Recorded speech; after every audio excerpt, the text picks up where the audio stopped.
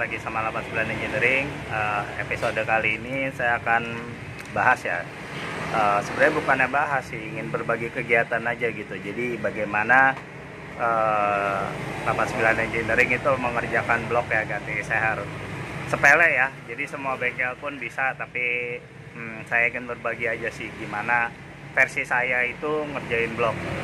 Yuk kita simak apa-apa aja yang harus diperhatikan.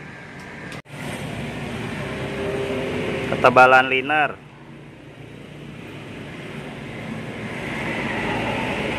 Nah, 152 ya, 152an. Jadi seher yang dipakai 53,5, tebal liner yang tersisa ini sekitar segini ya, 1,5 mili. Ini masih oke lah buat harian. Ini saya pernah nyoba kok, 2 tahun awet ini ya guys. Jadi ini Mio ganti seher ya. Ini seher orinya nih 50, dia itu ngebul ya, ngebul terus ganti seher. Sekalian mau dinaikin tenaganya biar agak kerasa gitu ya. Jadi kita pakai 53,5 supaya biayanya nggak gede, karena cuma seher doang ya. Jadi 53,5 ini kalian nggak perlu ganti boring, orinya aja udah bisa. Oke, ini jadi kondisi sehernya ini sebelumnya nih. Jadi seher orinya itu celong ya, low compression, pakai seher dari RKN. Nah ini udah high dome ya, high dome walaupun sedikit nih. Ini seher PNP. Ketika kalian pakai seher ini nggak usah diapa-apain lagi. Ini tenaga juga udah lumayan naik signifikan ya. 1,3. Oh iya, by the way, ini saya nggak promosi ya, nggak dibayar sama RKN ini. Jadi saya murni review produk aja gitu. Ini saya pakai 53,5 dan ini dengan dipadu struk standar Mio ya 57,9. Kapasitas yang didapat nanti adalah 130 cc ya. Kan Mio itu cc-nya 110 kurang gitu. Nah, pakai seher ini jadi 130 cc. Ini jadi blok ori ya, blok ori Mio, seher 0 terus dibikin 535. Diameter luar boringnya itu dia itu 56. Nah, ini originalnya nih. Tuh 56,12 ya. Ketebalan liner.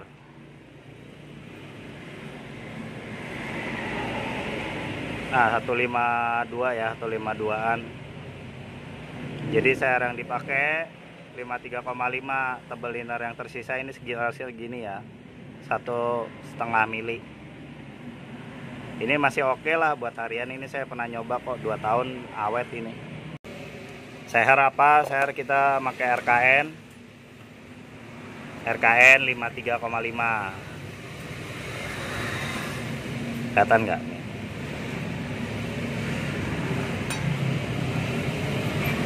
Tuh ya.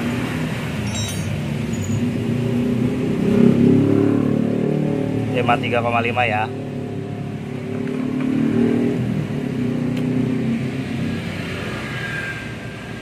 Kayak gini nih bentuk sehernya nih.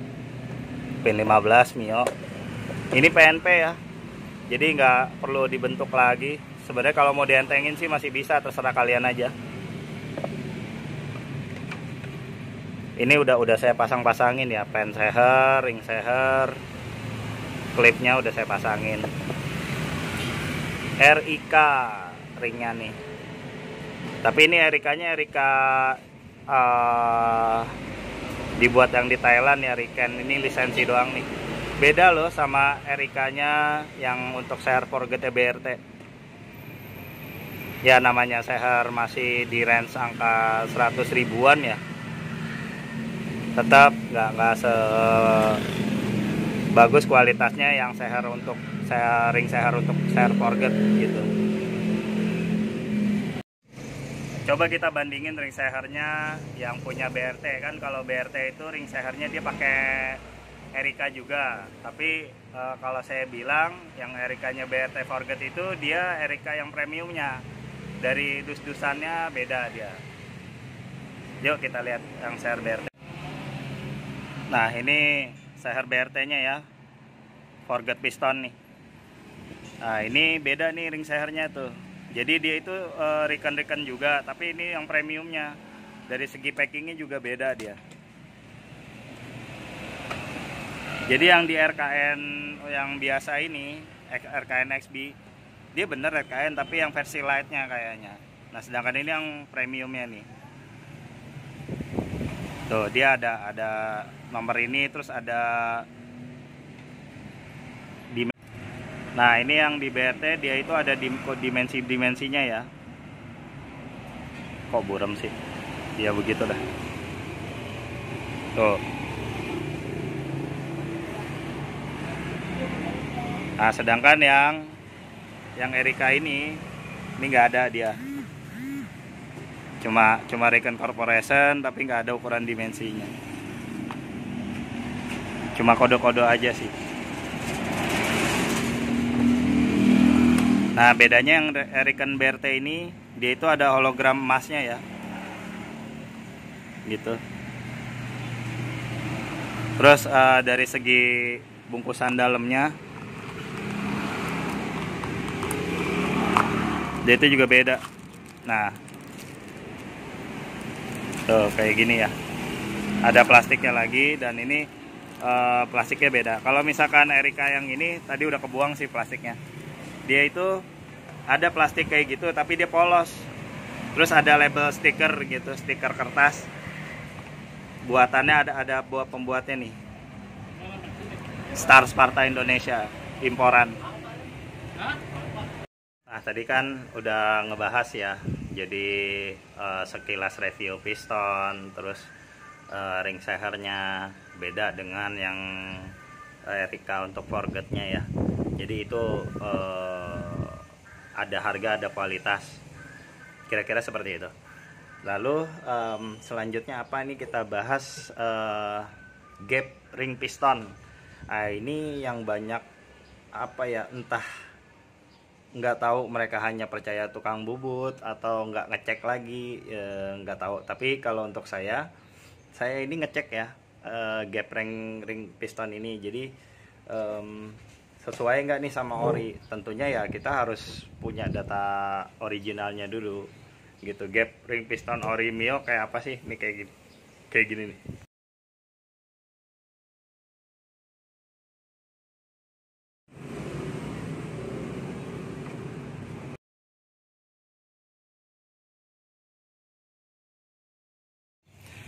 Ya guys, ini jadi udah selesai di honing ya, udah di honing ulang. Sekarang kita cek gap ring pistonnya. Ini yang tadi yang bawah udah cukup ya, tinggal bagian yang atas. Caranya gini nih, kalian masukin dulu ringnya, ring sehernya masukin. Nah diposisikan itu, ini kan belum rata nih, kalian ratain pakai seher nih. Nah tingginya dalamnya sekitaran segini ketika saat top nih.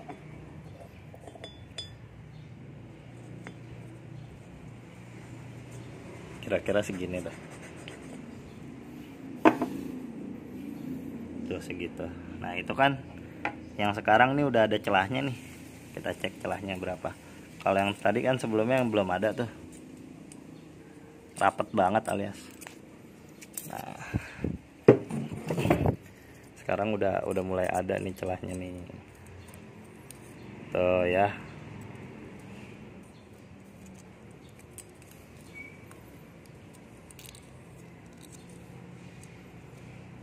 Kelihatan nggak? Kayak pill light deh. Kita pakai cahaya. Low baterai ya nggak bisa. Nah, itu ya.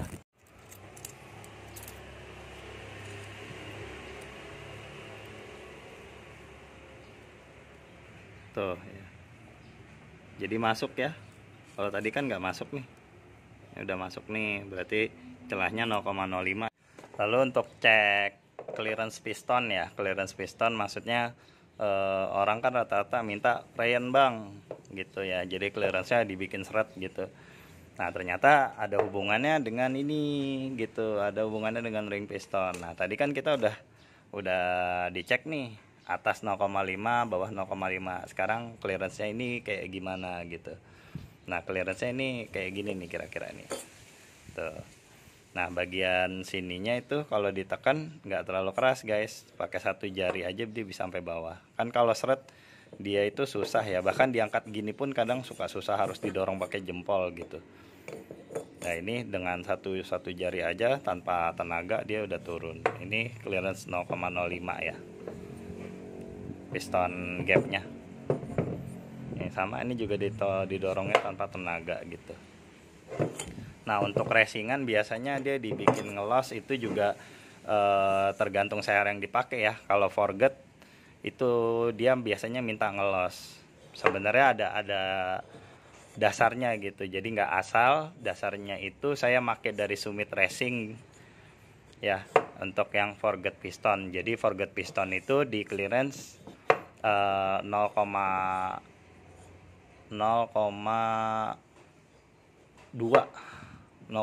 mili gitu. Jadi dia ketika kalian masukin gini jatuh gitu ya. Nah, kenapa kalau piston forget itu dia lebih longgar? Karena memang ketika mau muai piston forget itu muainya lebih gede dibanding casting ya. Ya perlu kalian ketahui kayak gitu. Jadi kalau misalkan kalian masih kurang srek gitu dengan info dari saya, monggo kalian kunjungi situs Summit Racing. Di situ dia ada ketentuan untuk forget piston, pakai piston clearance-nya berapa kayak gitu. Jadi dia ada yang namanya faktor, terus jadi diameter seher berapa, dan keperluannya apa, drag, sirkuit atau apa gitu. Jadi memang ada peruntukannya, karena ya balik lagi itu nanti akan mempengaruhi ke kerja piston saat mencapai temperatur maksimum kerjanya, operation maximum temperature. Ya guys, jadi kalau merujuk originalnya Yamaha ya, dia itu agak beda gitu. Jadi kalau misalkan original Yamaha di bukunya maksimalnya dia di 0,035. Jadi di luar itu udah harus ganti. Tapi di sini bagi saya pakai 0,05 itu udah enak banget dipakai buat harian gitu. Jadi rayannya nggak perlu lama-lama, tapi ada trik-trik tertentu gitu. Jadi pas lagi quarter selesai quarter kan seret tuh ya masuknya ya, tukang-tukang bubut biasanya itu seret tuh masukinnya. Nah, itu seher kalian olesin autosol tuh di linernya juga.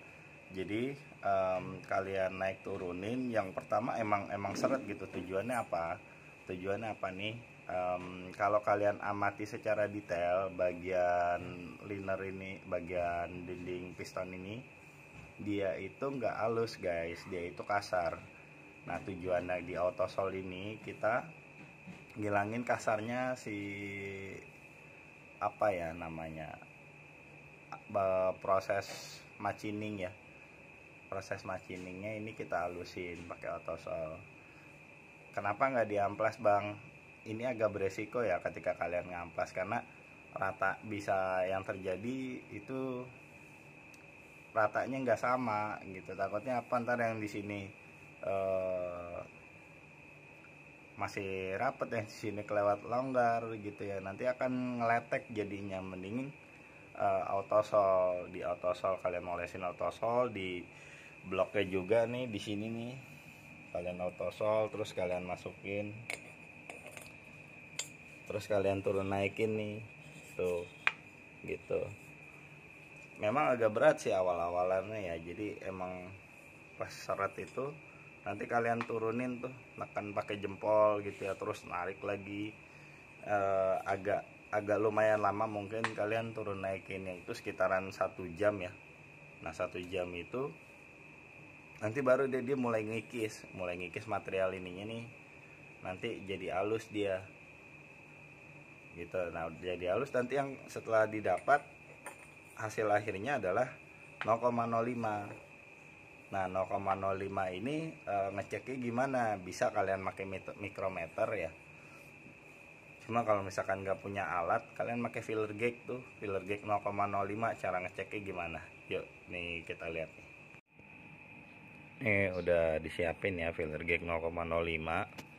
Nah, ini yang tadi yang udah selesai kalian autosol itu, dan yang pasti udah nggak seret ya, nggak terlalu seret lah kan. Kalau misalkan clearance 0,02 atau 0,035, ini berat banget nih untuk masuk kayak gininya, itu berat gitu ya. Nah, ini caranya gini.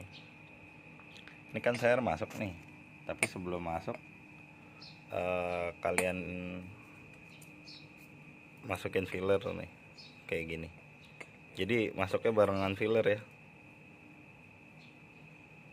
Tuh, kelihatan nggak? Tuh, kira-kira segini. Ini 0,05 ya. Jangan dipaksa ya guys. Yang penting kalian udah masuk sampai segini aja nih. Ini bisa dibilang udah cukup gitu pengukuran celah pistonnya. Kalau ori kan Yamaha di bukunya 0,02 sampai 0,35 maksimalnya. Di luar itu kalian disuruh quarter lagi oversize.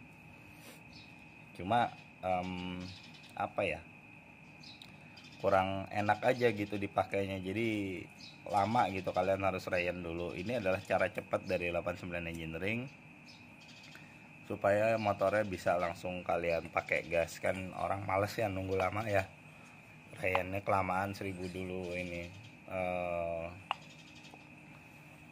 berapa namanya, rayan dulu sampai 5000. Kalau ini nggak perlu lama-lama gitu ya, 500 kalian ganti oli udah bisa kalian langsung gas lagi. Tapi tetap ngegasnya kalian rasa-rasa ya, nggak main gaspol. Jadi apa, kalaupun ketika nge-gym ini nggak terlalu parah rusaknya, karena kan namanya CR KW dibanding sama CR ori nggak tahu kan materialnya gitu. Ini kan pakai RKN nih ya, semoga bagus. Ini sih belum saya review ya, nanti saya review. Kalau dulu pakai FIM sih lumayan ya, CLD FIM gitu.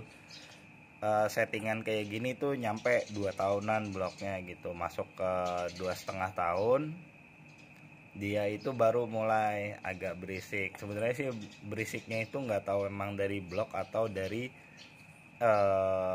stang seher gitu ya. Tapi kalau dibongkar dia itu udah nyemplung nih, udah los gitu. Kalau diginiin dia jatuh ke bawah fluk gitu. Jadi untuk piston clearance ini ada ketentuannya ya.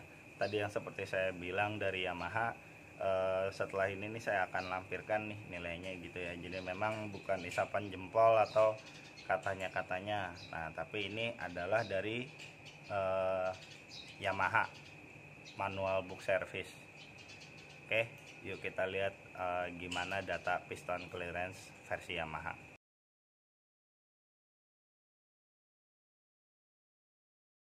Nah itu ya guys, tadi ada saya lihat itu limit. Tadi kan sebelumnya saya bilang di luar dari 0,035 itu wajib quarter lagi. Enggak juga ya, dari Yamaha-nya sendiri menentukan itu sampai 0,15. Artinya itu udah longgar banget deh itu untuk bahan casting ya. Mungkin kalau misalkan kalian taruh itu 0,15 itu jatuh ya sehernya ya, nggak ada seret-seretnya. Jadi ada dua hal ya guys ketika urusan sama quarter block ini yang kalian harus perhatikan.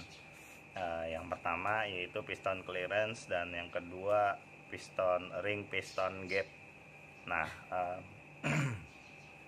kalau piston clearance tentu aja hubungannya sama honing ya. Jadi setelah quarter yang menentukan itu honing. Jadi kalian usahakan ketika mengquarter itu kalian bawa filler gauge.